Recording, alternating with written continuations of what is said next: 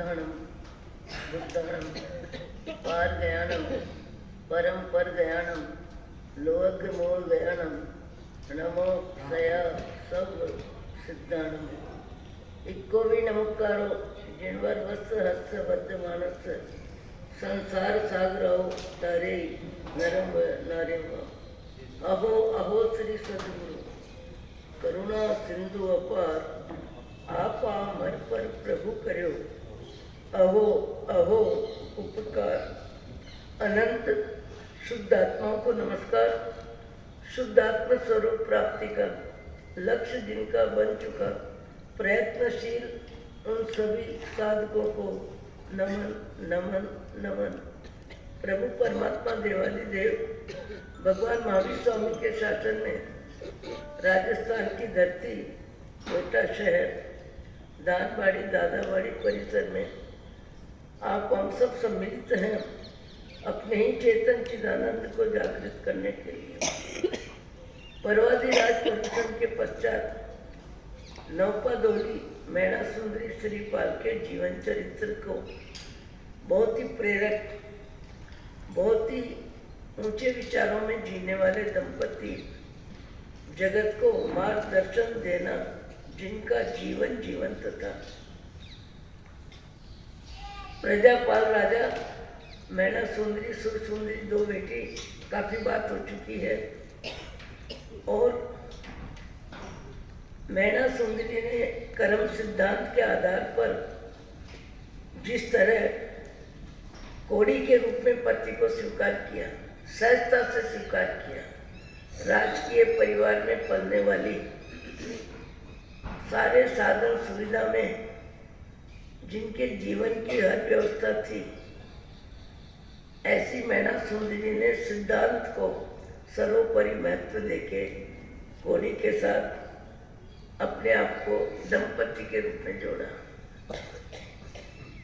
दुनिया तो दुनिया है, दुनिया में सब तरह के विचार होते हैं सब तरह के व्यक्ति होते हैं। जैसा माहौल व्यक्ति का सामान्य व्यक्ति का वैसा ही मन बन जाता है। तो माहौल में उमर राणा का हाथ जब मैना सुंदरी ने पकड़ा तो विविध शब्द थे। कोई कहता था माँ ने क्या शिक्षा दी, कोई कहता था पंडित ने क्या पढ़ाया, कोई कहता था इसका धर्म ने क्या ज्ञान दिया और कोई कहता था पिता में तो पितापना होना चाहिए था, बेटी को भी बाप से वाद विवाद नहीं करना चाहिए था। ऐसी सब तरह की अभिव्यक्ति में प्रजापाल राजा का मन उद्विग्न हो गया, अशांत हो गया, क्योंकि सामान्य व्यक्ति का स्वभाव है प्रशंसा जरूरत से ज्यादा भी स्वार्थी है। प्रशंसा असत्य भी अच्छी लगती है और प्रशंसा का व्यक्ति दास होता है और यदि उसकी कमजोरियों का उल्लेख होता है तो व्यक्ति मानसिक रूप से परेशान हो जाता है, मानसिक रूप से पीड़ा होती है, क्योंकि सच्ची आलोचना भी नहीं स्वार्थी है और झूठी प्रशंसा भी स्वार्थी है। ये सामान्य व्यक्ति के लक्षण है। राजा प्रजापाल ने सोचा अब माहौल कैसे बदले, लोगों की अभिव्यक्ति कैसे बदले। मैना सुंदरी के साथ मैना सुंदरी के कर्म सिद्धांत से जो मिला जो हुआ उसकी चर्चा कैसे बंद हो। इसलिए प्रजापाल राजा ने तत्काल अपनी बड़ी बेटी सुर सुंदरी की विवाह की तैयारी का मन बना लिया और पंडित से कहा पंडित जी जल्दी में जल्दी मुहूर्त बताओ। मैना तो चली गई कर्म सिद्धांत के अनुसार, पर मुझे बड़ी बेटी की शादी करनी है और बड़ी बेटी तो यही कहती है पिताजी आप ही सब कुछ है, जल्दी में जल्दी मुहूर्त बताओ। पंडित जी मुहूर्त देखते हैं, पन्ने पलटते हैं और जवाब देते हैं हे राजा श्रेष्ठ में श्रेष्ठ अच्छे में अच्छा मुहूर्त जब था जब मैना सुंदरी ने कोड़ी पति का हाथ पकड़ा उस समय सर्वश्रेष्ठ मुहूर्त था। अभी मैं कोशिश कर रहा हूँ, पर मुहूर्त अच्छा आ ही नहीं रहा, मिल ही नहीं रहा। राजा साहब कहते हैं जैसे भी निकले निकाल दो, मेरे को तो मुहूर्त बता दो। मुझे मेरी बड़ी बेटी की शादी करनी है, और बड़ी बेटी की शादी में अपना सत्ता का बल, संपत्ति का बल, मोह का बल, इच्छा का बल सब प्रबल है। जितना 2 बेटियों को देना चाहिए उतना एक बेटी को देके लोगों की आवाज़ बंद करी, लोगों की आवाज़ बदल गई कि देखो मैना ने जैसा किया वैसा मिला, राजा तो राजा है, मैना सुंदरी। पर सुर सुंदरी को पिता ने, प्रजापाल ने क्या नहीं दिया, कितना दिया। जबान बदल गई। जबान बदलते ही राजा का मन क्या हो गया, राजी हो गया। ये बात अपन यहीं रखते हैं। मैना सुंदरी और श्रीपाल दोनों शांति का जीवन जी रहे हैं, आराधना का जीवन जी रहे हैं, तपस्या का जीवन जी रहे हैं। और इस बीच में कर्म कब किसको कैसे पुण्य पाप का झोंका देता है। श्रीपाल बचपन में 2 वर्ष 2.5 वर्ष की उम्र में पिता के जाने पर मंत्री बड़ा दूरदर्शी था। इसे 3 वर्ष की उम्र में बेटे को बाप का दायित्व, अधिकार के शब्द, अधिकार की सीट का उत्तराधिकारी बता दिया। इधर राजा अजित सिंह राजा, जिसके बड़े भाई स्वर्गवासी हो गए, बेटा 2.5-3 वर्ष का है, उनके भाव जगत में विचार बल बदला, और बदला तो इतना बदला कि सत्ता और संपत्ति 2 का अधिकार प्राप्त करने के लिए अनधिकार चेष्टा।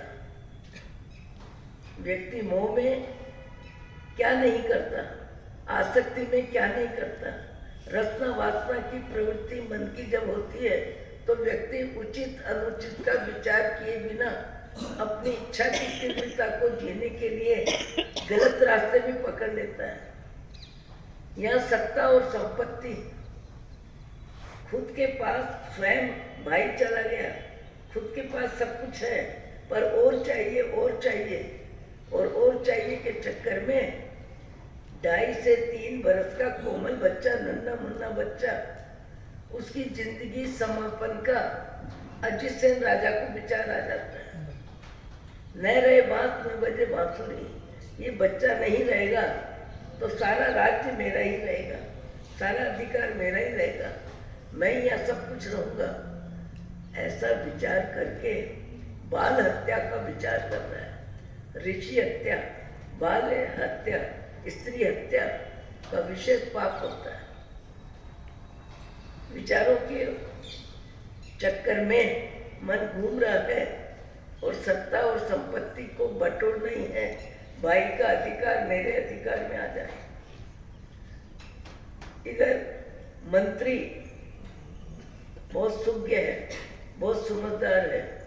उसने सोचा राजा अजित सेन का मन बदल गया है, सत्ता और संपत्ति का दासानुदास हो गया है, और मानवीय गुणों की होली जलाने में उसकी बुद्धि तत्पर है, और भाई के बेटे का जीवन समाप्त करने की चक्रव्यूह की रचना में लगा है।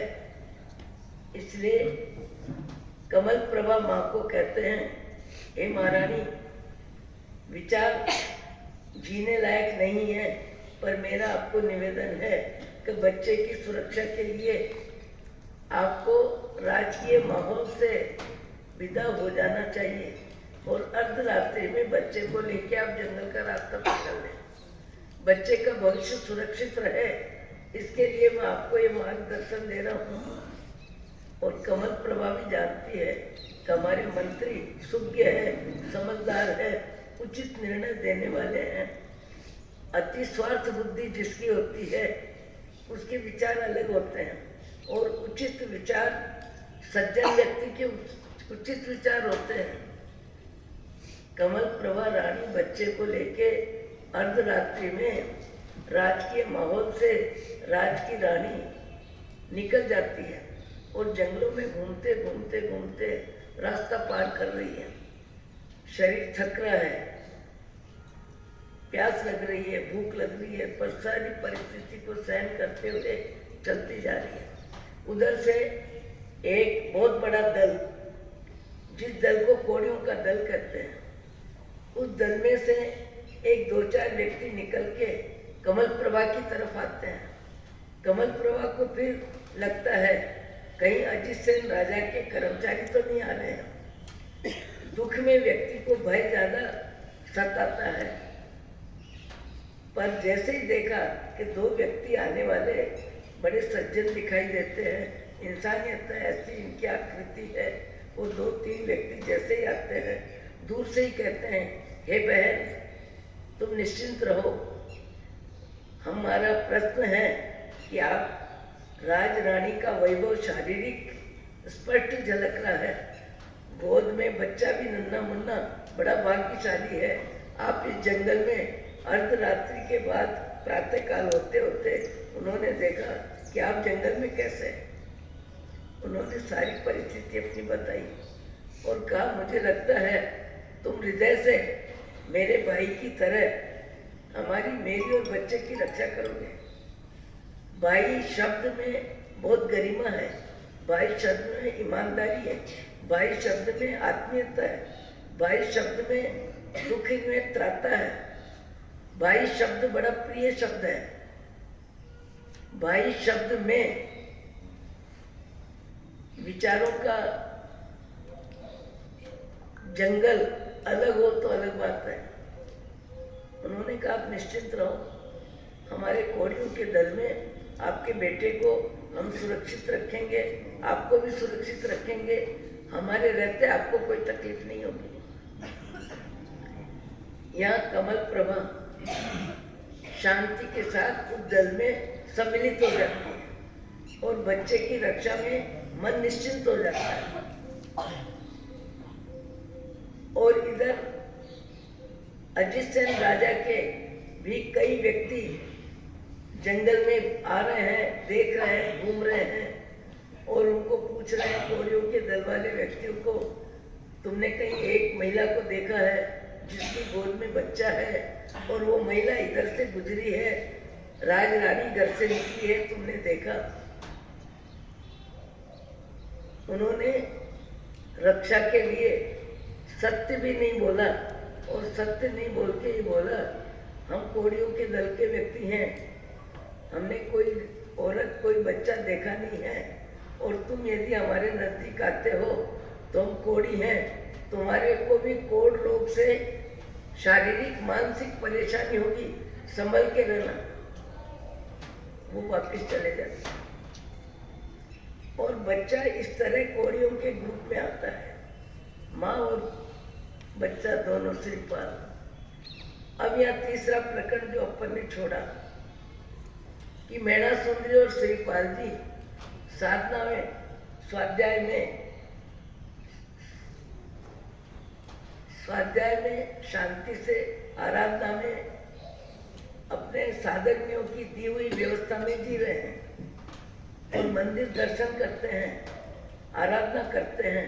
विचारों की स्वच्छता, विचारों की निर्मलता, विचारों में ऊंचाई अच्छाई कई व्यक्तियों के जीवन में इतनी ज्यादा होती है कि उनके जीवन में पाप का बन कम में कम होता है।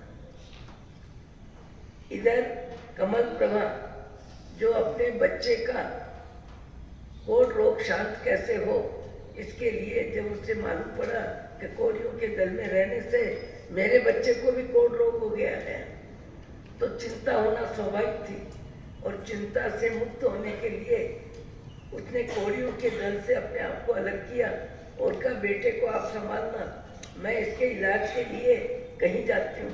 वो कौशाम्बी नगरी में आती है।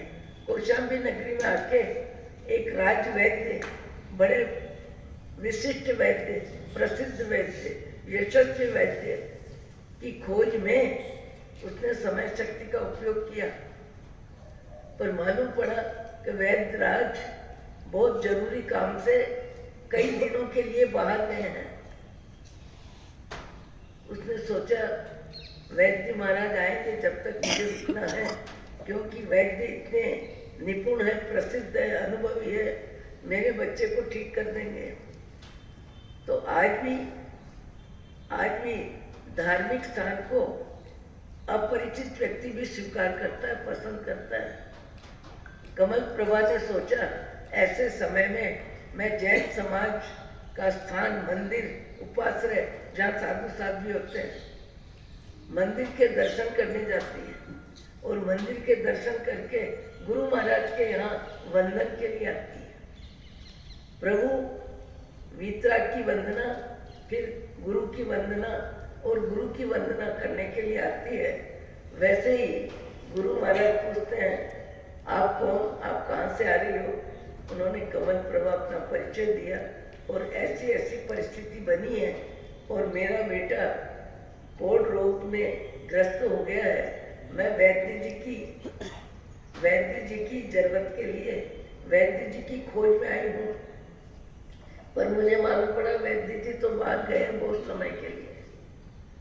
उस समय गुरु महाराज कहते हैं, हे कमल प्रभा, तुम बहुत पुण्यशाली हो, तुमको जानकारी नहीं है, पर तुम्हारा बेटे का भाग्य बदल गया है, समय बदल गया है। उज्जैनी नगरी के राजा प्रजापाल की बेटी मैना सुंदरी के साथ तुम्हारे बेटे का विवाह हो गया है और वो वापस सुख सुविधा में, परमात्मा की आराधना में, शास्त्र स्वाध्याय में अच्छा समय व्यतीत कर रहे हैं। ऐसे समाचार मिलना माँ को अति हर्ष के आंसू, इतनी परिस्थिति बदल गई और मेरे बेटे कोड़ी को प्रजापाल राजा की बेटी मैना सुंदरी जैसी धार्मिक बेटी बहू बन गई मेरी। आनंदित होके फिर वहां से वो चलती है और आती है कहाँ आ गई? ठीक जहाँ मंदिर जाने के लिए श्रीपाल और मैना सुंदरी जा रहे हैं, वहां श्रीपाल जी ने पीछे होके देखा तो अपनी माँ का चेहरा परिचित होना कोई बड़ी बात नहीं थी। तत्काल समझ गए को वो मेरी माँ खोज करते करते यहाँ आ गई है। माँ को देखते के साथ श्रीपाल जी माँ के चरणों में झुकते हैं। माँ, आप कहाँ थे, कहाँ गई थी, कितने दिन से आप यहाँ नहीं थी? बेटा, तेरे इलाज के लिए ही मैं कौशाम्बी नगरी गई और वहाँ गुरु महाराज ने तुम्हारे जीवन परिवर्तन की सारी कहानी मुझे सुना दी। बेटा माँ के चरणों में सिर झुकाता है, नतमस्तक होता है, आनंदित होता है। माँ भी आनंदित होती है। मैना सुंदरी अनुमान लगा लेती है कि ये मेरे पतिदेव की माँ है, मेरी सास है। वो भी चरणों में झुकती है और चरणों में झुक के नमस्कार करती है। इधर कमल प्रभा कहती है, धन्य हो, तुम्हारी जैसी बेटी, प्रजापाल राजा की बेटी, उज्जैनी नगरी के महाराजा की बेटी मेरी बहू बनी हो, इससे मुझे अति आनंद है। इससे अधिक आनंद क्या होगा? ये तीनों का वापिस सम्मेलन हो जाता है और तीनों मंदिर दर्शन करने के लिए आराधना में, स्वाध्याय में शांति से जी रहे। इधर कमल प्रभा नहीं, रूप सुंदरी, मैना सुंदरी की माँ, जब मैना सुंदरी इस तरह कोढ़ी रोगी के साथ चली गई तो माँ की ममता बिलक के आंसू गिरा रही थी और उसे लगा अब मुझे यहाँ नहीं रहना है अभी कुछ समय। लगभग दुख के समय, संकट के समय विवाहित नारियों को पूरा न जमेगा तो पक्का ऐसा समय था कि पीहर यानी पीड़ा हरने वाला, और पीड़ा हरने वाला पीहर। इसलिए रूप सुंदरी अपने पीहर भाई के घर आ जाती है और भाई के घर रहती है। बार बार आंसू पोंछती है, रोटी भी नहीं बांधती है, निद्रा भी नहीं आती है। भाई बहुत समझाते हैं, बहन समय अच्छा आ जाएगा, ये तो बादल बरसते हैं, जैसे धूप और छाया बदलती है वैसे जीवन में पुण्य और पाप की फिल्म बदलती है। और पुण्य पाप की फिल्म में जो विवेक से, समता से, सम्यक ज्ञान से जीवन को जी लेता है और समय को स्वीकार कर लेता है, उसका समय जल्दी बदलता है। फिर उसने भी सोचा कि यहाँ बैठे बैठे भी क्या होगा, तो आसपास के मंदिरों के दर्शन करने का मानसिक माहौल बदला और सब आसपास के मंदिरों के दर्शन करने के लिए रूप सुंदरी आए दिन सवेरे उठ के रवाना होती है और सब मंदिरों के दर्शन करते करते उसी मंदिर का निर्माण निमित्त बन गया जहाँ जहाँ बेटी मैना सुंदरी श्रीपाल और कमल प्रभा माँ तीनों मंदिर के दर्शन कर रहे हैं। ये माँ भी वहीं पहुंच गई और पहुंचने के साथ जवाई को तो नहीं पहचान सकती थी, श्रीपाल जी को तो, और न माँ को पहचान सकती थी उनकी, पर अपनी बेटी को तत्काल पहचान गई। अरे ये मैना सुंदरी, और इसके साथ कंचन जैसी काया, सुंदर, भाग्यशाली, ये कौन व्यक्ति है? क्या मेरी बेटी ने दुख के दिनों में पति बदल लिया? इस विषय को अपन लंबा नहीं करेंगे। इस तरह उस माँ के विचारों में हलचल, चित्त की चंचलता, अशांति इतनी ज्यादा मेरी कुक्षी को लगा दिया। आदि आदि विचार उसके जीवन में खूब आ रहे हैं और बिना रोए अति आंसू आ रहे हैं और आंसू ज्यादा आ रहे हैं तो आवाज भी आने लगी। मैना सुंदरी ने देखा पीछे कि परमात्मा के मंदिर में अशांति का वातावरण किसी की आवाज से, किसी के आंसू से कैसे हो रहा है। देखा, देखते के साथ समझ ली कि ये रूप सुंदरी मेरी माँ है और मेरी माँ को सुंदर, रूपवान, भाग्यवान पुरुष को देख के मेरी माँ शायद इस विचार में चली गई कि दुख के दिनों में मेरे बेटी ने जीवन साथी बदल लिया होगा, मेरी कुक्षी को लजा दी होगी। ऐसे विचारों में मेरी माँ डूब गई है। इसलिए तत्काल चैत्यवंदन पूरा करके मंदिर से बाहर मैना सुंदरी आती है और आके माँ को बुला के कहती है, माँ निश्चिंत रहो, निश्चिंत रहो, कोई परिवर्तन नहीं है। ये भाग्य बदला है और भाग्य को भावों ने बदला है और भावों में आस्था, श्रद्धा, कर्म सिद्धांत की मेरी श्रद्धा ने ये चमत्कार बताया है। इससे आप निश्चिंत रहो, अपन आगे बात करेंगे। फिर कमल प्रभा श्रीपाल जी की माँ और इधर रूप सुंदरी मैना सुंदरी की माँ दोनों परस्पर बातचीत करती है, अपने संबंध का परिचय देती है, राजकीय व्यवस्था का परिचय देती है। क्या हुआ, कैसे बदला समय, कैसे हम कोड़ियों के दल में आए और कैसे तुम्हारी बेटी मेरी बहू बनी, ये सारी कथा रूप सुंदरी बताती है और कमल प्रभा भी अपनी बीती बताती है। मेरी बेटी तुम्हारी बहू कैसे बनी ये बताती है कौन? रूप सुंदरी। और कमल प्रभा बताती है कि मेरा बेटा कोड़ियों के दल में कैसे आया, वो स्थिति भी बताई। सब स्थिति बताने के बाद यहाँ जीवन में एकदम आनंद की लहर, प्रसन्नता की लहर इतनी ज्यादा कि चहल पहल, आवाज सब तरफ फैल गई, आवाज सब तरफ फैल गई और इतनी ज्यादा फैल गई कि सारे जगत में, उज्जैनी नगरी में, आसपास में मैना सुंदरी का धर्म, मैना सुंदरी की श्रद्धा, मैना सुंदरी की आस्था, उसके बारे में हजार अनुमोदना के लोगों के शब्द निकलने लगे। मैना सुंदरी बस इतना ही चाहती थी, वो हो गया। अब इस तरह इनका जीवन चल रहा है, आपका हमारा सबका जीवन चल रहा है।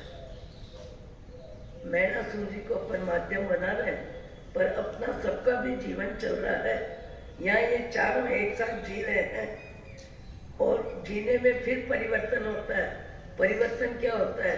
रूप सुंदरी का भाई रूप सुंदरी अपने पीहर में जाके अपनी बेटी के सारे जानकारी के कार्यक्रम, सारी जानकारी भाई को देती है और भाई आनंदित हो जाता है और मामा के रूप में भांजी जवाई को आमंत्रित करके, आग्रह करके अपने यहाँ ले जाने की बात करते हैं। और रूप रूप सुंदरी अपने बेटी जमाई को भाई के घर अपने पीहर ले जाने में भाई का आग्रह बहुत उसे सुहाता है और ये सबके सब कहाँ पहुंच जाते हैं? ननिहाल। पुण्यपाल राजा के यहाँ मैना सुंदरी का ननिहाल और रूप सुंदरी का पीहर और यहाँ बेटी जमाई और बेटी की सास सब पहुंच जाते हैं। ये कर्म का खेल बड़ा विचित्र है। कर्म का खेल बड़ा विचित्र है। कर्म कैसे बदलते हैं, कितने बदलते हैं, पर ये भी ध्यान रखने की जरूरत है, कर्म बंधन कोई और नहीं करता है, हम ही करते हैं। श्रीपाल का जीवन आगे आएगा कि उन्होंने कब क्या हंसी मजाक में कैसे कर्म बंधन किए और कर्म बंधन का संबंध इस जीवन में आखिरी तक उनके जीवन में कैसे आएगा। आपको हमको इस जीवन में जीने की व्यवस्था में, पुण्य पाप की व्यवस्था में, हर्ष शोक के माहौल में, अनुकूलता प्रतिकूलता के माहौल में, क्योंकि व्यक्ति के जीवन में केवल पुण्य पुण्य पुण्य ही हो ऐसा भी नहीं होता और केवल पाप पाप पाप हो ऐसा भी नहीं होता। जीवन पुण्य और पाप का संगम होता है, दोनों का संयोग होता है और एक सामान्य व्यक्ति को दुखी करता है और दूसरा पाप का उदय सुखी करता है, पुण्य का उदय पाप का उदय दुखी करता है। सुख दुख दोनों परिस्थितियों को हर व्यक्ति झेलता है, पर झेलने में मन अशांत होता है, उद्विग्न होता है, समय भारी लगता है, कांटे नहीं कटता है। जब प्रतिकूलता होती है तो प्रतिकूलता में हर व्यक्ति को समय लंबा लगता है। एक सामान्य बात, आज मुझे आपको किसी को भी 10 दिन तक बुखार आता है या दस्त लगती है या पेट दर्द होता है या सिर दर्द होता है तो शारीरिक व्याधि की प्रतिकूलता में मन अशांत होता है, न खाने में लगता है, न बोलने में लगता है, न हंसने में लगता है, न नए कपड़े पहनने में लगता है, न रीति रिवाज के कार्यक्रमों में आने जाने मन नहीं लगता है। और सातवें वेदी का उदय यानी शरीर की स्वस्थता है तो व्यक्ति का मन दुनिया में घूमता है, सुख सुविधा में भी घूमता है, परिचय में भी घूमता है, प्रसिद्धि में घूमता है, देशाटन के लिए भी घूमता है। अनुकूल समय में व्यक्ति का मन सब तरफ घूमता है और प्रतिकूलता, और वो भी शारीरिक प्रतिकूलता जिसके जीवन में आती है, और कभी कभी किसी व्यक्ति के जीवन में तो शारीरिक प्रतिकूलता भी बहुत लंबी आ जाती है, बहुत लंबा समय। हम लोग पदयात्री होने के नाते 67 वर्ष की दीक्षा पर्याय में 1.5 लाख धरती इन पाँव से मापी है, कम में कम। कई प्रकार के व्यक्ति देखे हैं, कई व्यक्ति इतने ऊंचे दिखाई दिए मानसिक रूप से, शारीरिक रूप से, परोपकार में, परमात्मा की भक्ति में, शास्त्र स्वाध्याय में और जड़ चेतन के भेद विज्ञान में, तत्व ज्ञान का जीवन जीने वाले कभी कभी कहीं कहीं ऐसे व्यक्ति मिलते हैं जिन व्यक्तियों का जीवन मुझे प्रेरित करता है कि मैं इनको वंदना करूं, इनकी अनुमोदना करूं, इनके चरणों में सिर झुकाऊं। ऐसे भी व्यक्ति कभी कभी कहीं कहीं मिलते हैं और सामान्य व्यक्ति तो सब जगह मिलते हैं। अपन बात बात में बोलते ही हैं कि हीरो का ढेर नहीं होता, ढेर तो अनाज का ही होता है, ढेर तो कपड़े का ही होता है। हीरे माणिक मोती तो कभी कभी कहीं कहीं धरती देती है। ऐसे ही ऊंची क्वालिटी के आकृति मनुष्य की होती है, पर प्रकृति में महामानवता के लक्षण होते हैं और महामानवता के लक्षण होते हैं उनका जीवन बड़ा निर्मल होता है। और इतना जीवन निर्मल होता है, आज भी मैं कहीं कहीं कभी कभी देखती हूँ कई व्यक्तियों की आवाज दूसरे की निंदा करने में, चुगली करने में, बुराई करने में, कमी बताने में हिलती नहीं है। ऐसे मैंने 2-4 व्यक्ति देखे हैं जो दूसरों की बुराई सुनने में जिनके कान नहीं लगते हैं, आवाज नहीं लगती है, देखने में आंख नहीं लगती है, और व्यक्ति सोचता है दूसरों की बुराई क्या करे, दूसरों की बदनामी क्या करे, अपने जीवन में कौन सी बुराई कम है, अपना जीवन केवल गुणों का भंडार कहाँ है, अपने जीवन में भी बुराई अच्छा ही सब है, किसी के जीवन में बुराई ज़्यादा होती है, किसी के जीवन में अच्छाई ज़्यादा होती है। कई व्यक्ति ऐसे भी होते हैं जो अच्छाई के लिए मुंह खोलते हैं, अनुमोदना में मुंह खोलते हैं। जो तप करता है, जो जप करता है, जो भक्ति करता है, जो दान देता है, उसके अच्छे कर्म को लेकर ही वो अपनी आवाज़ को निकालता है, और कमी को लेके उसकी आवाज़, उसकी आँख, उसके कान, उसका हृदय चुप रहता है। इतना चुप रहता है कि किसी की गलती बोलने में, सुनने में और देखने में उसका मन ही नहीं होता है। 2-4 ऐसे व्यक्ति मैंने देखे, और मैंने पहले उस व्यक्ति का नाम भी दिया। जसू भाई बड़ौदा में 3 से 4 बजे तक 1 घंटे हम स्वाध्याय करते थे, आत्मा का स्वाध्याय करते थे। जड़ चेतन का भेद विज्ञान, शरीर शरीर है, आत्मा आत्मा है। आत्मा को आत्मा का ज्ञान नहीं है।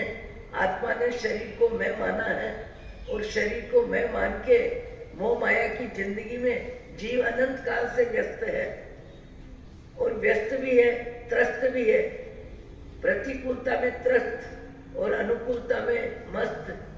पर आत्मज्ञान के बिना, सच्चे ज्ञान के बिना जीव कभी भी स्वस्थ नहीं हो सकता, स्वस्थ हो ही नहीं सकता है। स्वस्थ व्यक्ति कब होगा? जब राग और द्वेष दोनों से उसका मन परे हो जाएगा। राग को स्वीकार नहीं करता है तो द्वेष की व्यवस्था जीवन में आती नहीं है।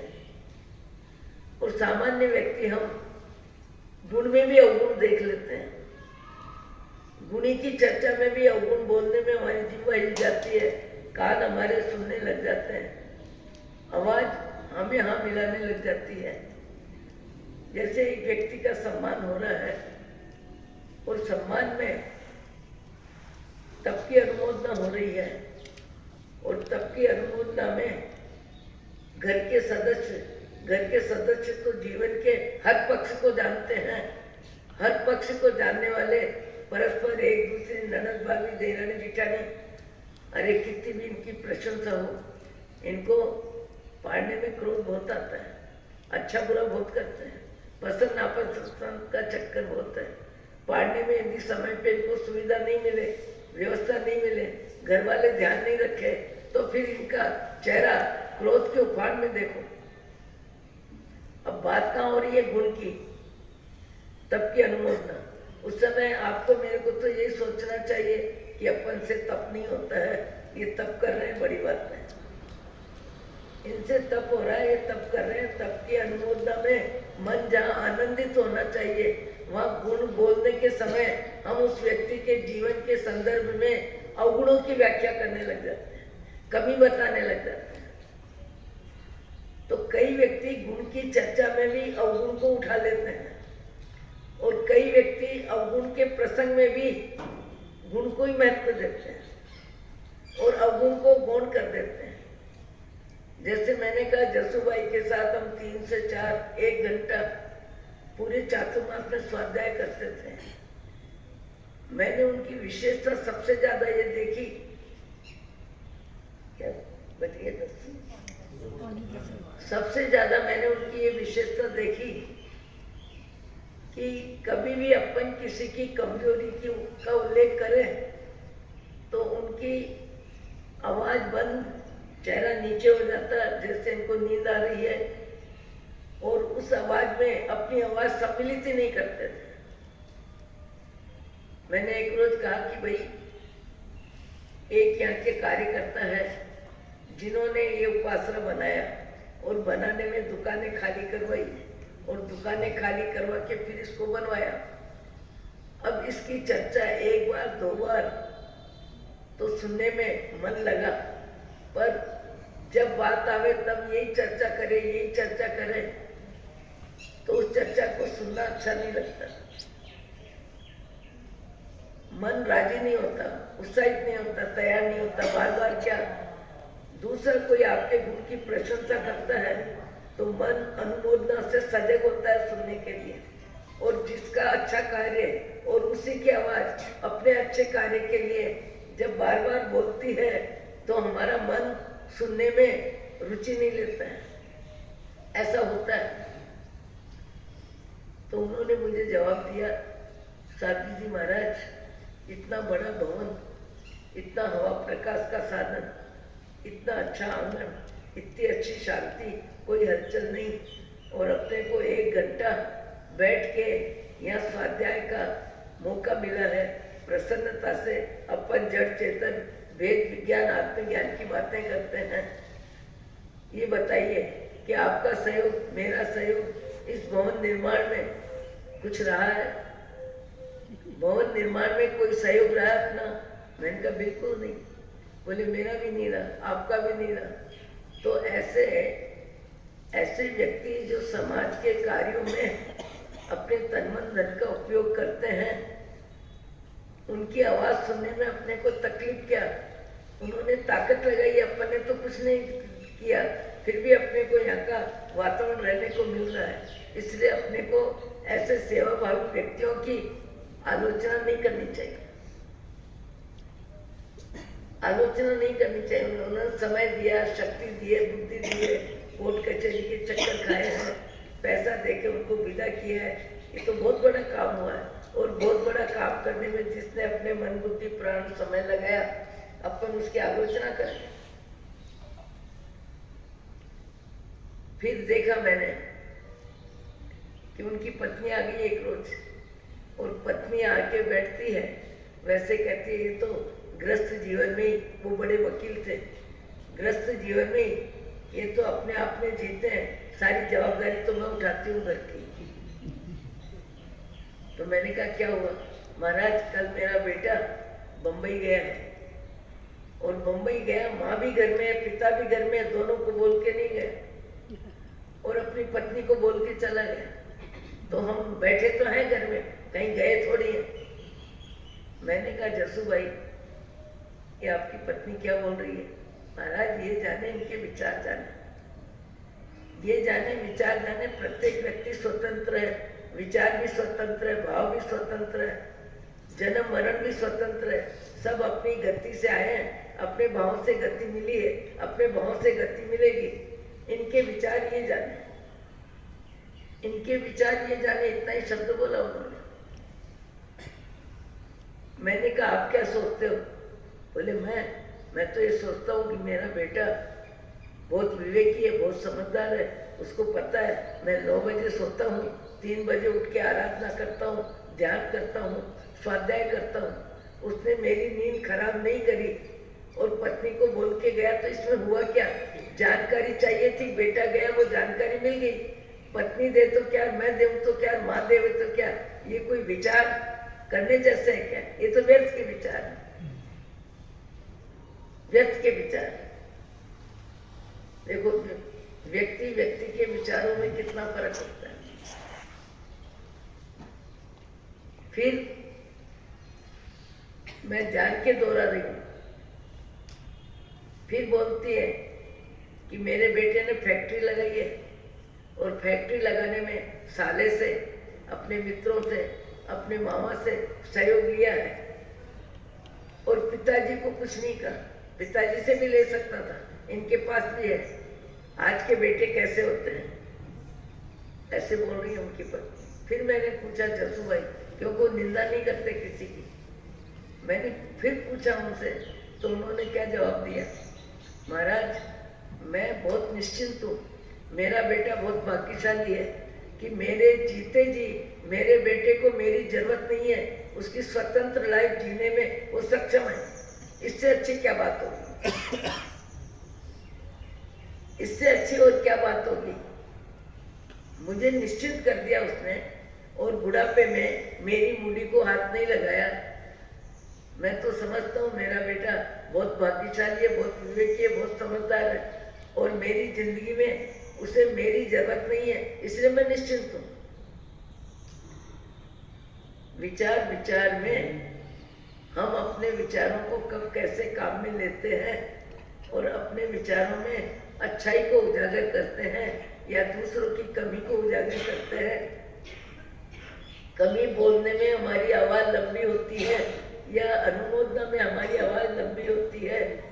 हम यहाँ 1 घंटे, ये अध्यात्म की पाठशाला है, और अपने मन को जांचना, अपने मन को समझना और अपने मन को संभालना और अपने मन को बदलना, ये कार्य मनुष्य भाव के अलावा कहीं नहीं होता।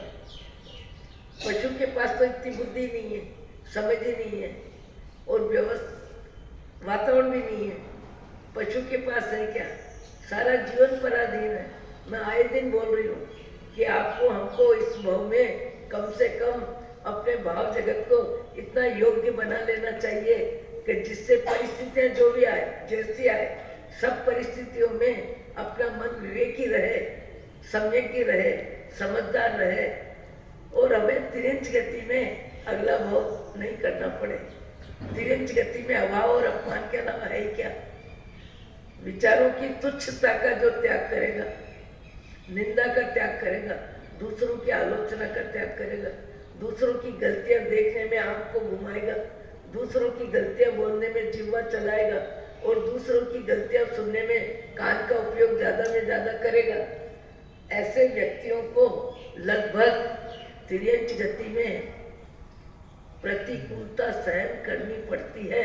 क्यों? उसने प्रतिकूलता देखने में, प्रतिकूलता बोलने में, प्रतिकूलता सुनने में जितना समय, शक्ति और अपने मन का उपयोग किया, उस समय उसका बंध पशु गति के लायक होता है।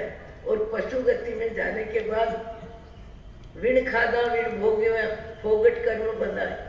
दूसरे की निंदा करने से न पेट की पूर्ति होती है, न धन की पूर्ति होती है, न सम्मान मिलता है, न सुविधा मिलती है और अपने मन की भी व्याख्या समझदार व्यक्ति यही करता है, अरे तो फालतू की बातें कर रहे हैं, उठो अपन तो अपना समय अच्छे कार्य में लगा।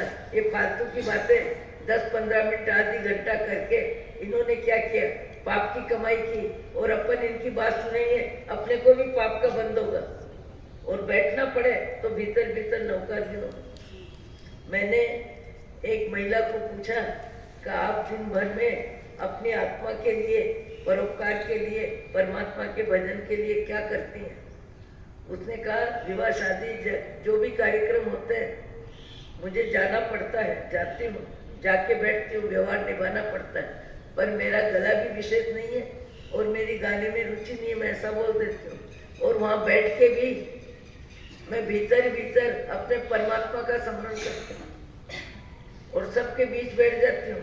सबकी आवाज़ में मेरी आवाज़ किसी के ध्यान में भी नहीं आती और मैं विवाह के, सगाई के कार्यक्रम में जहाँ संसार की सारी बातें होती है वहाँ मैं अपने परमात्मा का स्मरण करती हूँ। मैंने पूछा आपने इतना अध्ययन कैसे किया? बड़ा परिवार है, चौका है, बहुत सारे कार्य रहते हैं। महाराज जहाँ रुचि होती है वहाँ व्यक्ति समय निकाल लेता है, जहाँ मन होता है वहाँ व्यक्ति परिश्रम कर लेता है। गरीब आदमी भी 2 रोटी देने में हाथ हिलाता है और मन नहीं हो तो अमीर आदमी भी गरीब के आने पर अपना टिप्पण या अपना कटोरदान बंद कर देता है। ये तो अपनी अपनी मानसिकता होती है, अपनी मानसिकता के अनुसार व्यक्ति जीवन जीता है। मैंने कहा आपको, बोले मैं चौके में 4 घंटे देती हूँ, सवेरे भी शाम को भी, और घर गृहस्थी की जवाबदारी में हम 2-3 बहने हैं। फिर आपने कर्म ग्रंथ, तत्वार सूत्र ऐसा अध्ययन कैसे किया? वो महिला बोलती है मैं 2 गाथा 1 गाथा रोज बरामदे में लिखती हूँ, अपने कमरे में लिखती हूँ, रसोई घर में लिखती हूँ। वही 2 गाथा मैं 3 जगह लिख लेती हूँ और आते जाते काम करते हुए बार बार दिमाग से गाथा को ध्यान में लेती हूँ, रटती हूँ और मैं उस समय का उपयोग करके 4 कर्म ग्रंथ, 3 भाष्य, तत्वार सूत्र, 4 प्रकरण सब कंठस्थ कर लिए। जहाँ लगन होती है, जहाँ रुचि होती है, वहाँ व्यक्ति समय निकालता है। जिनको सत्संग में आने की रुचि है, कुछ अच्छे शब्द सुनेंगे और कुछ अच्छा विचार आएगा तो अपना समय सार्थक होगा। जैसे विचार हैं वो व्यक्ति 2-4 काम इधर उधर के छोड़ के भी आके बैठेगा। और रुचि नहीं है, अरे यही तो व्याख्यान है, रोज यही तो बातें सुनते हैं, कितनी सुनेंगे, कितनी बार सुनेंगे? जीने की कोशिश करो, सुन सुन के क्या होगा? अरे जिंदगी भर खा खा के क्या होता है? पानी पी के क्या होता है? कपड़े बदल के क्या होता है? मोह की जिंदगी में 2-4 जीवों के साथ 60-70 वर्ष में जीवन जीने की सारी व्यवस्था देते हो लेते हो, वहाँ क्या होता है? वहाँ भी क्या होता है? रोज खाना, रोज कमाना, रोज कपड़े बदलना, रोज नहाना, रोज कपड़े धोना, रोज वही दाल चावल रोटी सब्जी खाना, वही 5-6 सदस्यों के साथ 60 बरस बिताते हो, 70 बरस बिताते हो, 80 बरस बिताते हो। वही 4-5 चेहरे हैं, वही राग द्वेष का व्यवसाय है, वही मोह माया की जिंदगी है। वहाँ व्यक्ति उगता नहीं है और सत्संग में 1 घंटा उसको भारी लगता है। ये रुचि का भाव है। अहो अहो श्री सद्गुरु करुणा अपार, आपा मरे पर प्रभु करो, अहो अहो उपकार। जे स्वरूप समझा बिना, पायो दुख अनंत, समझाव्यो ते पदे नमो।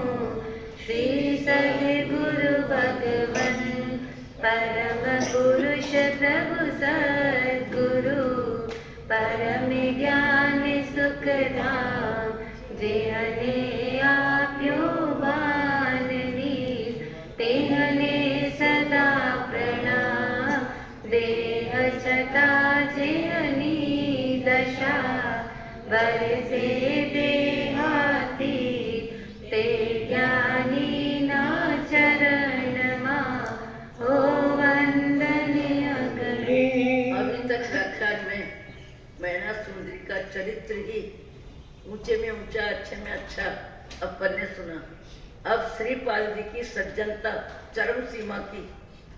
आश्चर्य हो, ऐसे ऐसे प्रसंग आएंगे और श्रीपाल जी का व्यक्तित्व कैसे इतना ऊंचा है, उसको श्रवण करने का मौका मिलेगा।